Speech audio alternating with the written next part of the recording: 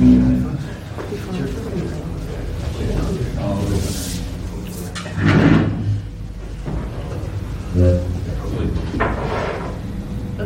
so let's get started.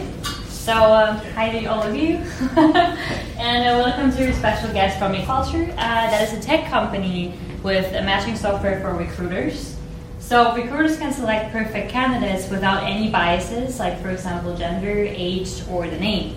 The USP is a combination of games, a bias-free screening, and an automatic matching software. Our guest today is going to tell you more about the journey they were having, the challenges they were experiencing, as well as the successes, and how it is having your startup and the entrepreneurial life. Before we start, keep note of all your interesting questions, because we're going to have a Q&A session afterwards. And of course, after the Q&A session, you can join us for some drinks and snacks and talk about the key takeaways, as well as meet everyone that is here tonight. So, without much further to say, welcome our guest, Charlotte Melker, today, and have fun. Well, thanks. Well, let's come from hi everyone, thanks for coming. It's still pretty strange that people are actually willing to come and listen to your story every time you do it, so thank you. Before I start talking about my company, maybe a small introduction of who I am. My name is Charlotte. I'm born in a city called Dordrecht. It's near Rotterdam. And living in Rotterdam now for 6 years. I've studied business administration over there at the Erasmus University.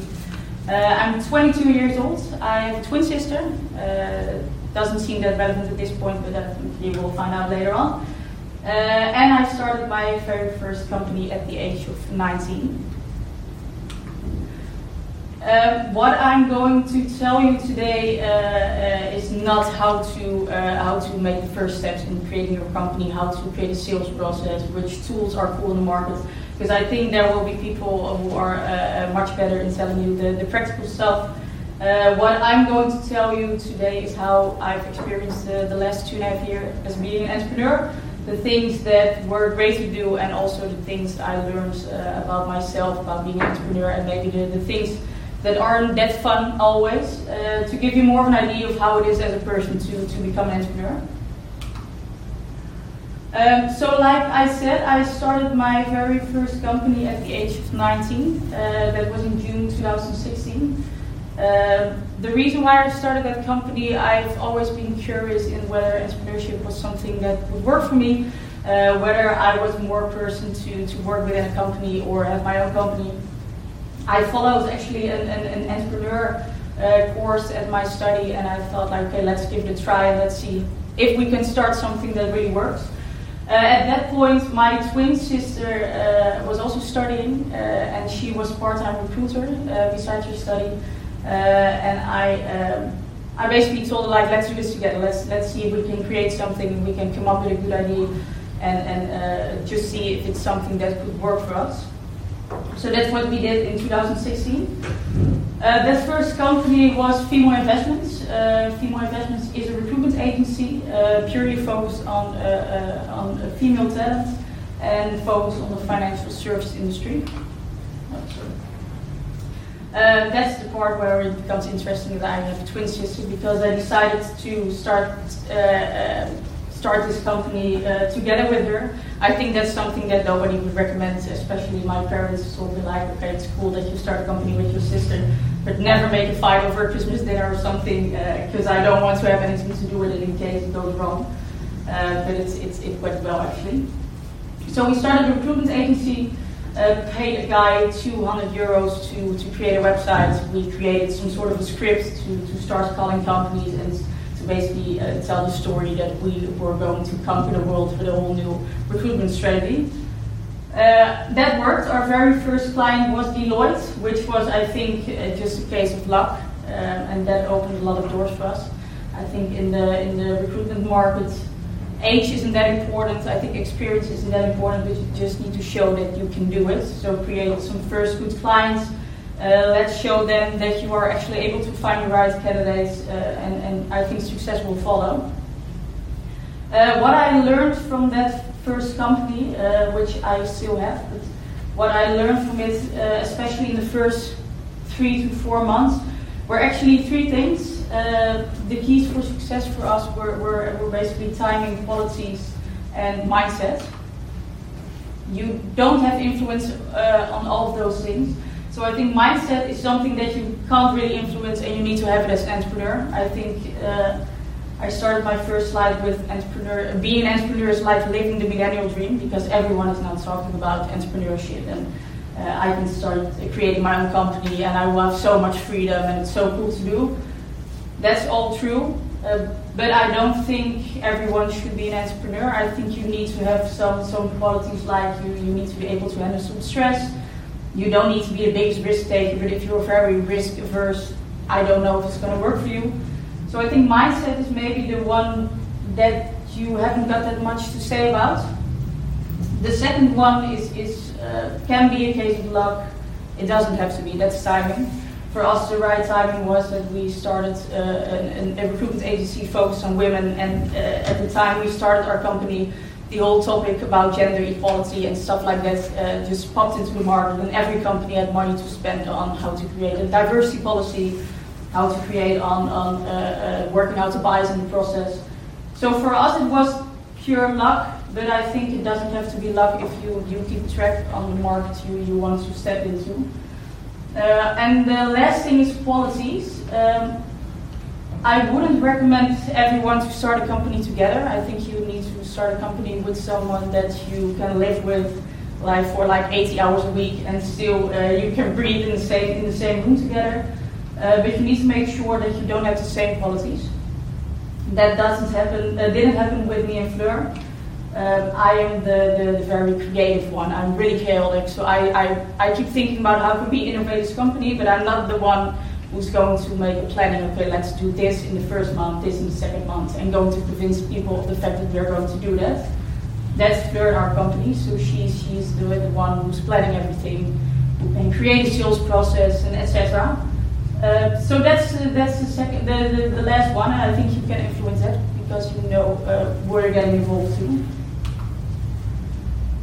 So the lessons I've learned, I already told them basically. Accept the fact that you can't influence everything, but be aware of the things that you can actually influence.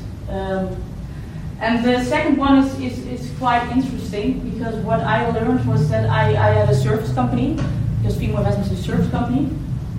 It's all about finding recruiters and getting the job done. So basically you're growing in terms of, if you grow in the people in your team, your company can grow.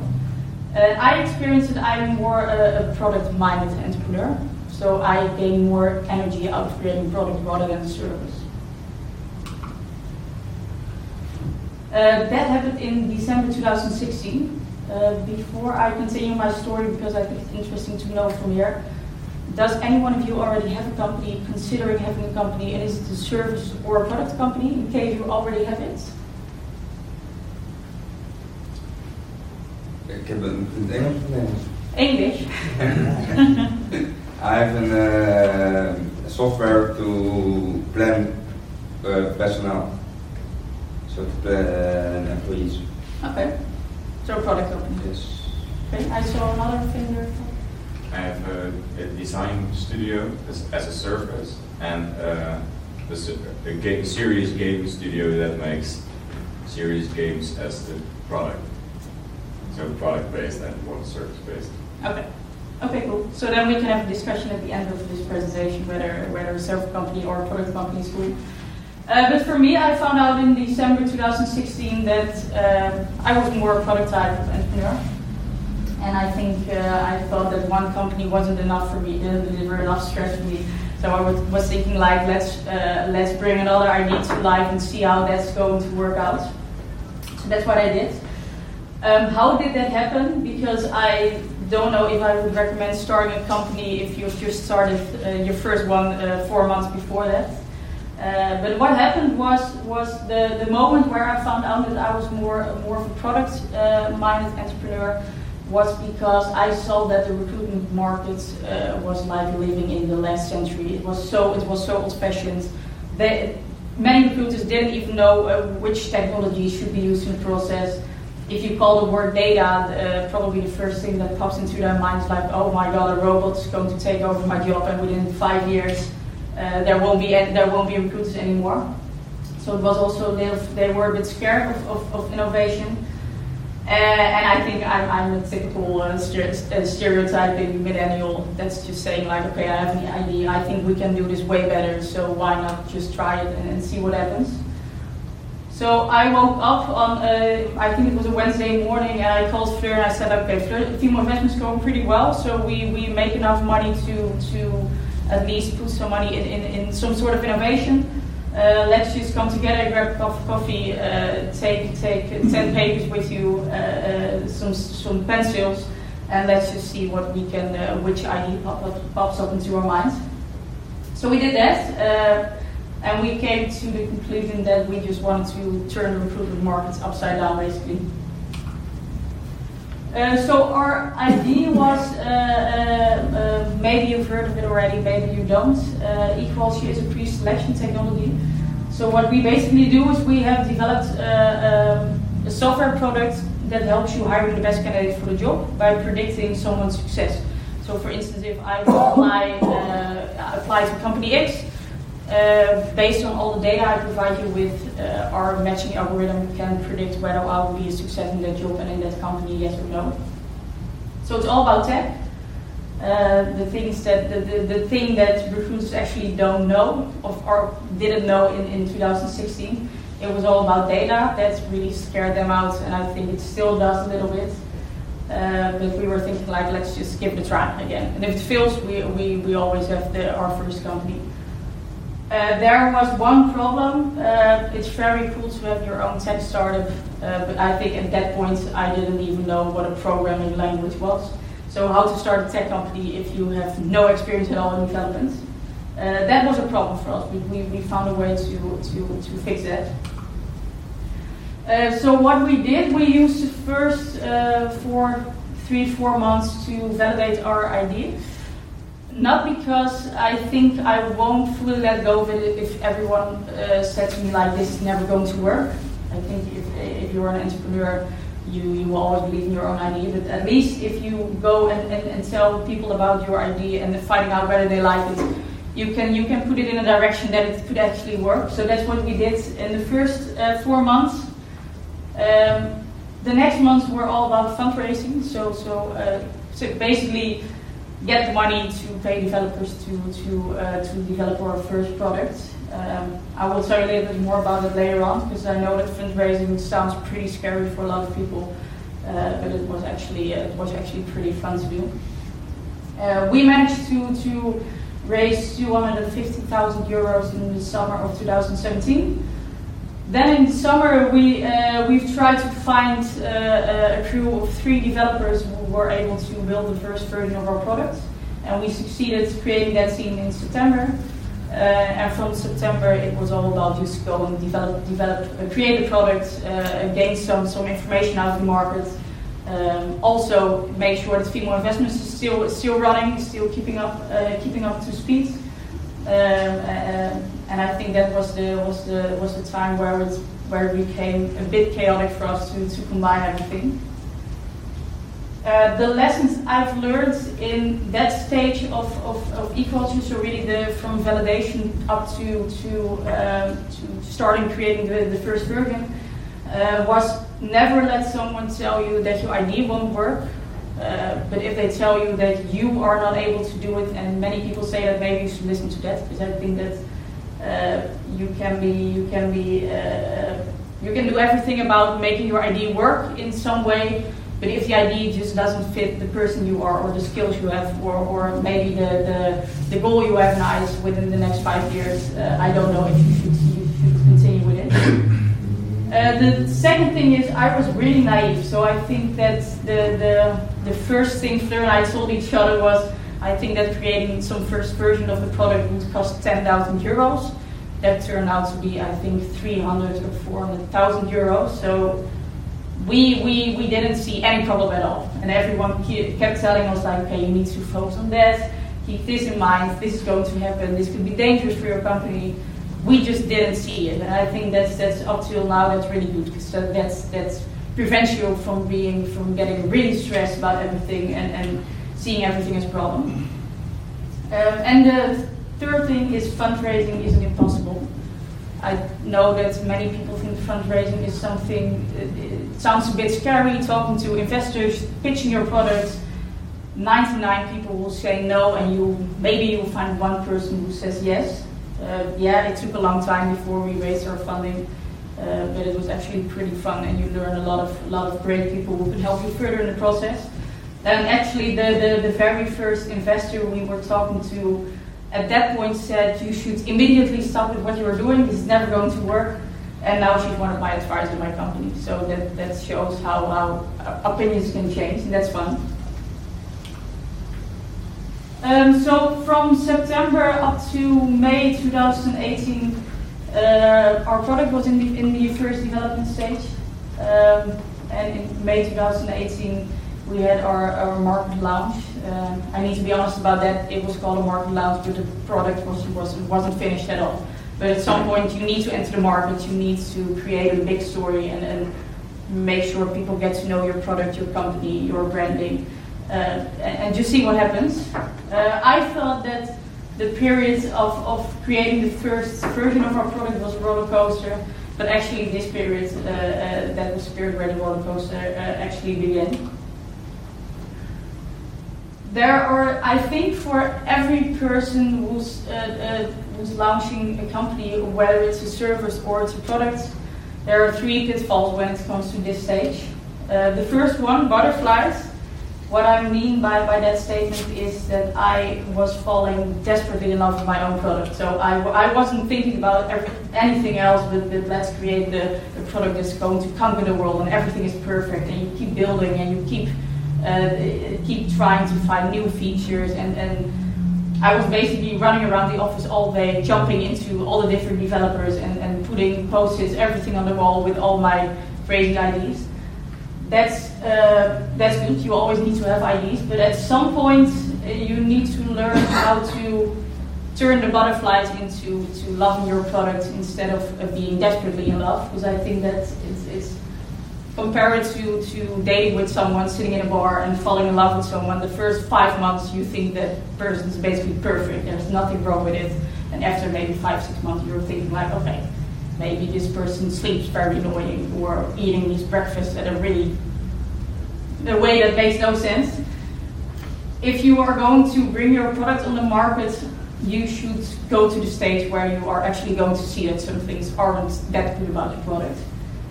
So that's the first pitfall. The second one, I call it the sales madness. So when you first enter the market, all you basically think about is I need to sell my product. If I keep selling my product, that's a validation of it, that it's going well with my company, that people are liking it, and that it's going to be a success. Yes, sales is going to give you success, but it's only going to provide you with success if you are sending it to the right people.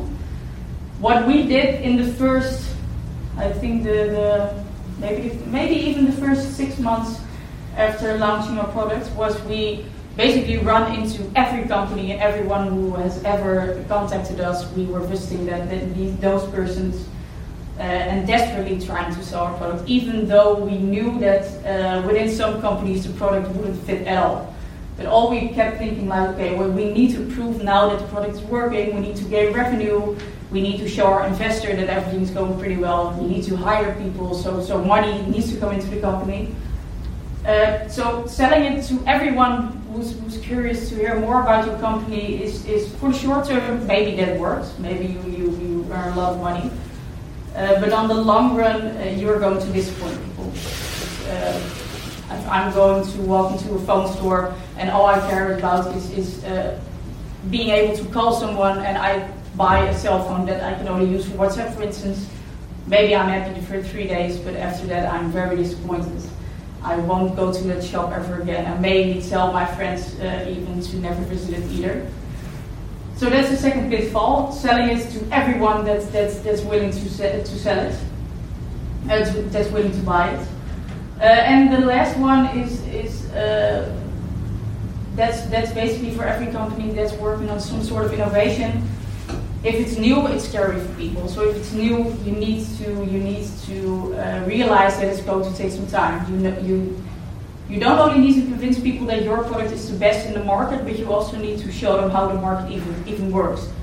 So what I, for instance, saw a lot during the first 6 months of selling our product was that many people didn't even know that something like that existed. So you first need to show people like, okay, this is how it works, this is how it can help you, and then you come into the sales process. And I think as an entrepreneur, you want everything to be done already yesterday. So you really need to have patience because it's too scary to buy something new. So that's basically the lessons I've learned after launching my product. Really let go of the butterflies. I lost my very first client, and that was not because my product was bad, but because I just sold it to the wrong company.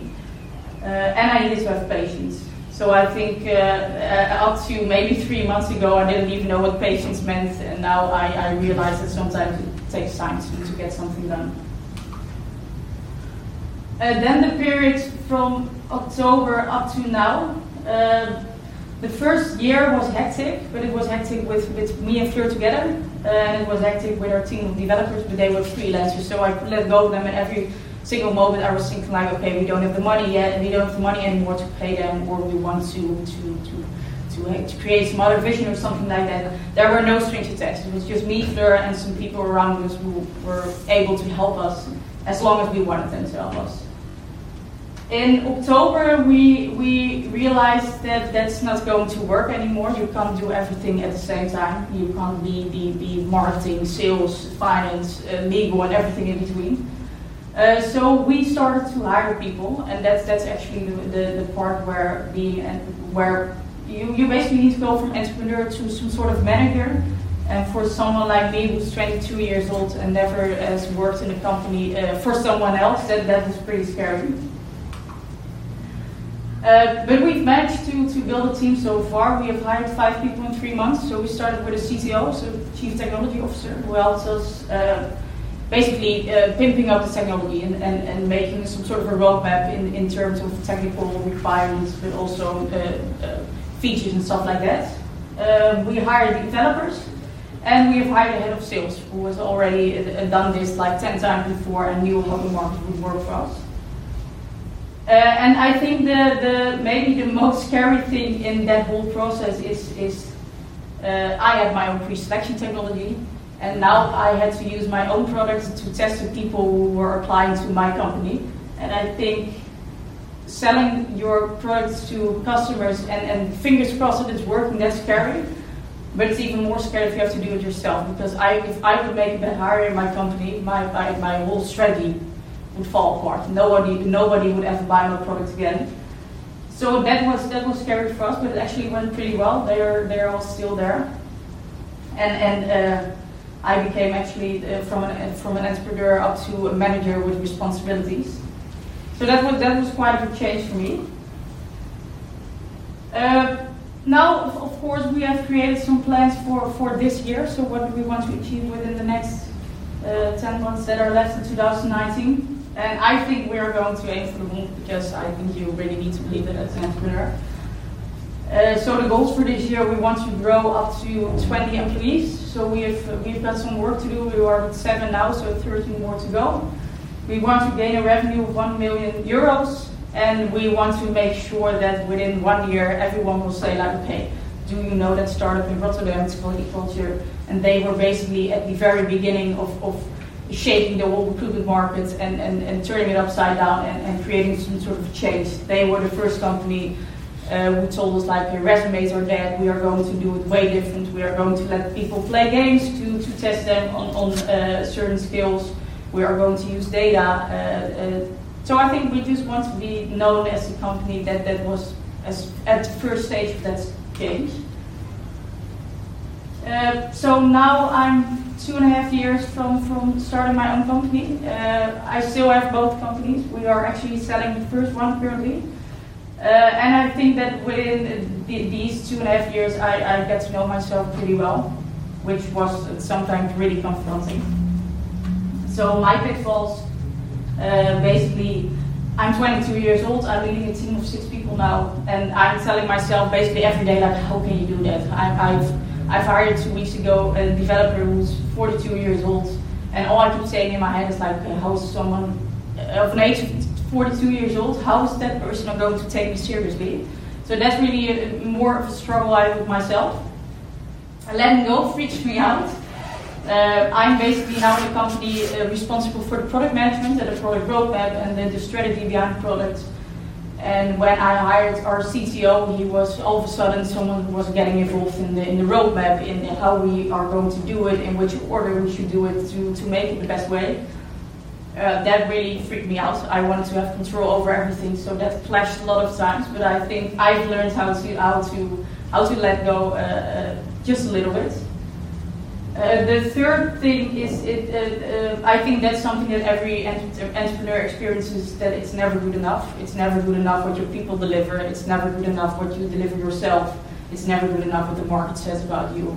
So you just sometimes need to step out and read all the things people write about you and realize that it's actually pretty good what you're doing. And the very last one is hiring people is cool, but retaining them is even cooler. So I all of a sudden I need to worry about, do people actually like working in my company? Maybe I'm a good entrepreneur, but am I also a good manager of people? Do I make sure that they have fun within the company, that they learn, and that they will be there within 6 months basically? So I think that are my biggest issues for now. But if I could do it all over again, I wouldn't doubt for even a second and start it all over again. I think I would make the same mistakes and discover the same things about myself. So the takeaways I would give you is be a bit naive sometimes. I think you are the age that it's possible to be naive, that you haven't experienced the world that much to worry about everything that you maybe should worry about. Because it can also put a really hard stop on the way you think and the way you think everything is going to be easy and going to be successful within a few months. The second thing, that's the thing I told you in the very first part of my presentation. Make sure you at least have all qualities in the first stage of creating your own company. So maybe you're good at organizing strategy, maybe doing your own finance, that's perfect. For me it wasn't that way, so I was good at 50% of it and my sister was good at the other 50%. But you need to have a combination of those qualities, or otherwise you won't survive the first stage, because you can't hire someone on day one. The third thing, one time yes is way more valuable than 99 times saying no. I think that's a pretty hard one. Everyone is telling you like, okay, let's forget about all those no's. You have one yes, that's cool, let's move on. That sounds really cliche, but it's actually true, as long as you keep saying it to yourself and keep experiencing that the one time yes can really be more valuable than 99 times no. If one yes is worth 100,000 euros, I wouldn't care for a second about the 99,000 euro clients. And the very last thing is stress can be really fun as long as you know how to deal with it. So I think if you are considering being an entrepreneur, becoming an entrepreneur, it will be stressed, it won't always be fun. I have plenty of nights that I come home at 11 o'clock and all I think is like, okay, I'm 22 years old, I could have been drinking beer all week and only worry about finishing my exams or stuff like that. But you need to make a way of keeping it cool for yourself, keeping it fun. So my father told me from the first day I started my own company, like, okay, let's create a list with the pros and the cons. And if there comes a day that the cons are bigger than the pros, you should immediately stop having your own company, because then it won't make you happy anymore. And up to this moment, that list has always been much bigger at the side of the pros and the cons. But you need to take into consideration whether you are someone who's able to deal with a lot of stress, even especially in the first 2 years of having your own company. I think that was it. Yeah, thank you. So, any questions? So, yeah, thank you very much. So what's your business model? So the clients pay per hire, is a subscription fee? How does it work? Yeah, we have a subscription model. So we really want to be a SaaS company. So we actually want that within a few months people can just buy our product on our website and we don't have to be in between that whole sales process. What we do is we let you pay for the amount of jobs you want to have open in our system at the same time. So we have packages up to 3 jobs, up to 6, up to 10. And for if you have 3 jobs open, for instance, all applicants for those 3 jobs can apply via our platform. We are going there to ask them to link their LinkedIn profile, to play some games, to learn more about their personality skills. That's unlimited, so you can ask as many applicants as you want to go through our platform. So it's really based on how many jobs you have in a year. So What's the average gross margin you have per client? I think that's a little bit too soon for us to already really know about which package, for instance, is most popular. Do we see that people really grow in packages within a year? So I think we are really setting our product now for maybe 4 or 5 months. In the period before that, we were selling the product, but we were also really working on fine-tuning it, and basically it wasn't completely finished to sell it. So I think that within the last 4 or 5 months, we have really been able to sell it to a lot of people. So I think the next 4 to 5 months will really tell us more about, okay, what's for instance the most popular package? Do we see that many companies grow from package A to package B, or do we see that many people downgrade within a few months? But that's it's a little bit too soon to already make that analysis. Thank you. I'm really curious about, you said you were gathering like a development team. How did you do that? How did you get to those people? Well, that's the part where I just had luck of having my own recruitment agency. So we know how to recruit people. My twin sister is she's really amazing with recruitment. I can give her a profile and say like, okay, for next month we need a developer, and these should be the requirements. Here you go, good luck with it. And the next day she comes back to me with a list of 10 people who are actually willing to talk to us. So that's we are just lucky that we know how the recruitment market works. Okay, great. So you didn't do anything with like tech stuff or something. You left it to do the development team, right? Yeah. So I'm product manager within the company now. So I think for not being in the development team, I'm most close to development. So I need to determine how the roadmap looks like, what are the developers going to do this week, what are the requirements before it can be released, before it can be an update for clients. So I need to know of course I need to know for now a lot about programming languages, how errors in the systems works, how we can fix that, but I'm not a developer at all. Great, thank you. How does the product actually work, like itself? Like, are they tests, or are they like interaction with the candidate and the company? Is there like a match, or how does it work? Well, how it works normally, if you would apply to a job opening, you would visit the company's career site, you read the job opening, and you click on the apply button.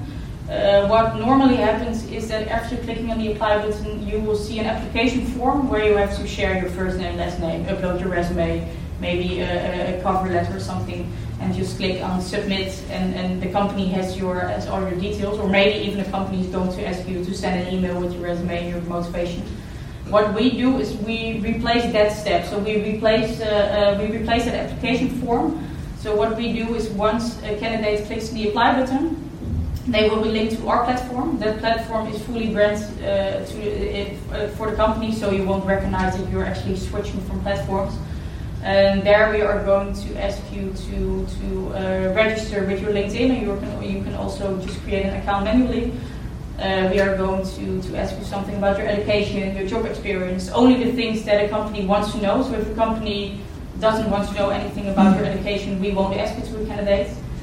So we are going to gather some information that's comparable with what you would find on a resume. And the second stage is that we are going to let you play some games, some assessment games. And what we can do in that stage is find out a little bit more about your personality and your skills. So what we actually do is we use the data that you would normally find on a resume, which we call the historical data, and we are also going to find out a little bit more about personality and skills, and we call that the potential of a candidate. And by combining historical data and potential, we created some sort of new profile for a candidate, and our matching algorithm matches that to the job opening.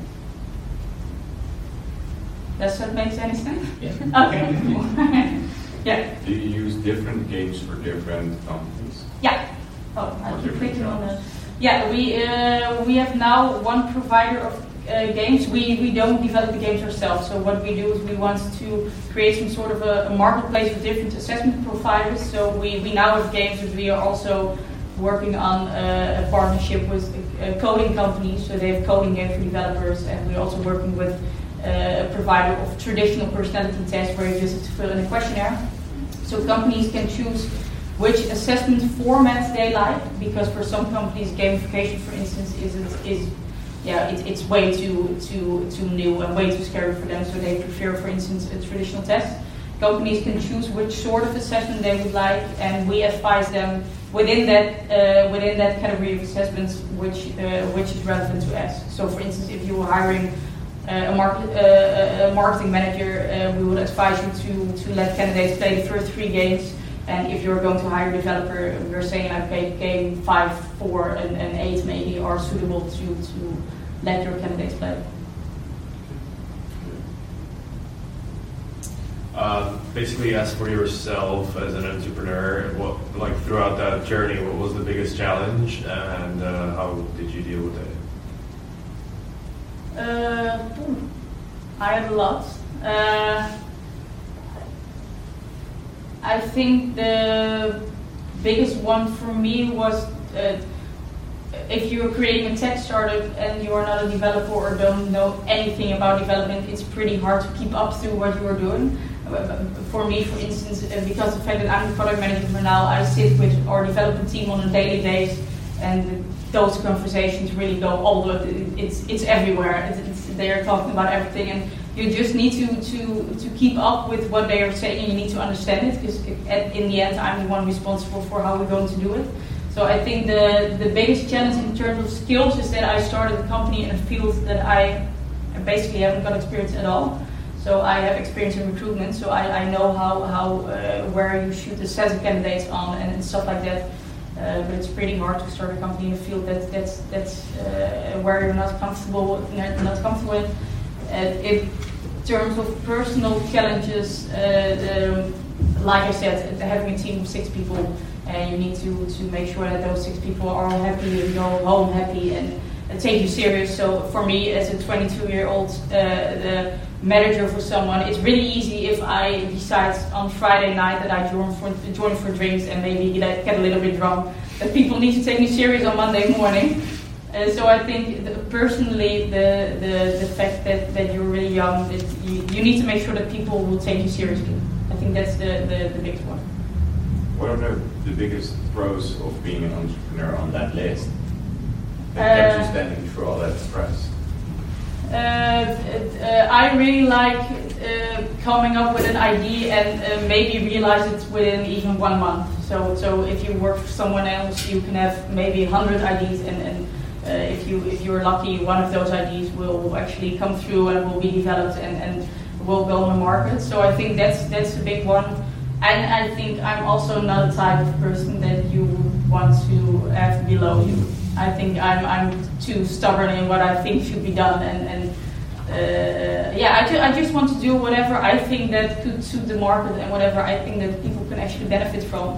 And being an entrepreneur makes it possible that if I want something to be done, everyone in my company can scream at me for a few minutes. But if I really think it's going to work, I'm still going to do it. So I think that's the biggest pro. One question. When you started your first company, you were 19 years old. How did you find the motivation to even think about starting your own company? Did you have someone like your parents who had their own company, which you were inspired by? No, I haven't got parents with an own company. But my parents told me, like, at the age of 10, I think I was 10 years old when I first said to my parents, like, I want to have my own company within 10, 15 years. So I think it has always been there, the sort of drive to do so. And I think it was also a bit it got out of hand pretty quickly. So the moment you decide, like, together with Fleur, I decided, okay, let's give it a try and see what happens, and just go to create a company, create a website. It's like €500, no worries. If it's going to fail, that's all that happens. So I think it was also, I was really naive about having an own company. I was thinking like, okay, I can study and have my own company, and I can drink beers on Wednesday night and then go working on Thursday. So I think combination of I've always wanted to try it out, and I had no clue of the consequences.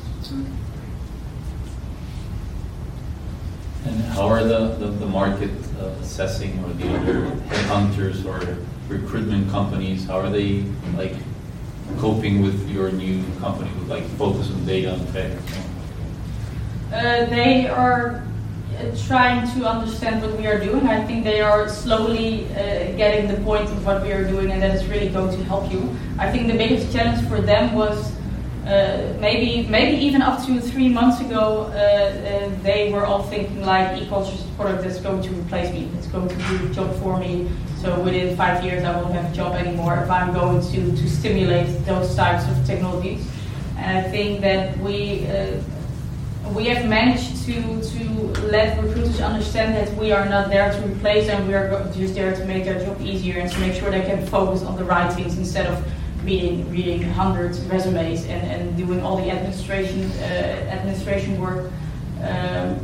So I think now they really accept it. We've actually many of our clients are recruitment agencies. We do it for corporate recruitment, so just for companies who hire internally, but we also do it for recruitment agencies. And I think now they've seen that it's just there to help them. It's going to make their process better, and it's also just a USP for many recruitment agencies. Many recruiters also use our product to go to new clients and say, like, okay, I'm going to find a new candidate for you, and I'm also going to provide you with a matching profile. People are going to through an assessment. So I think we have found a way to show them how it could benefit them instead of working against them.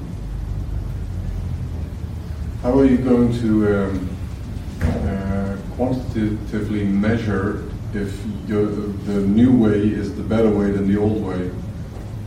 How we now do it is we are currently working on a feature that makes it possible that from the moment you hire a candidate, we can track their performances. So we can track after 3 months, after a year, after maybe even 5 years, is this person still in the company, and does this person score below or above average? On what? Sorry? On what? That's very simple. Just thumbs up, thumbs down. Just asking the person who hired this candidate, like, okay, are you still happy with it? Does this candidate still work in your company? Are the performances like you're expected?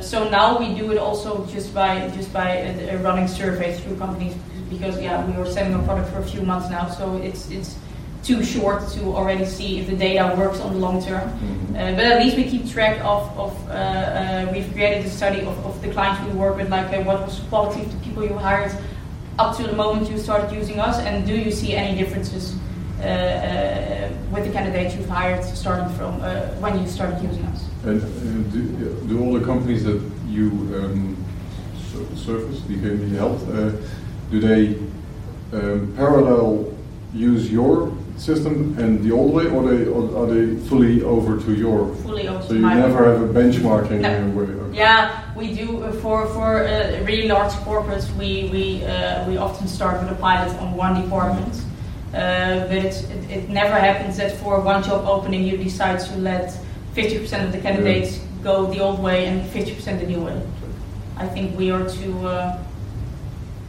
I convince people that if they want to use my product, they just need to use it all the way and let go of the old way of doing it. Okay. I think that was it then. Okay, so before we end the presentation, a little thank you. Oh, thank you. Yeah, I like chocolate. Thank you very much. Cool, thanks. Yeah, you're very welcome. It was a great presentation. I think that's your name well. This one for you. Yeah, thank you very much.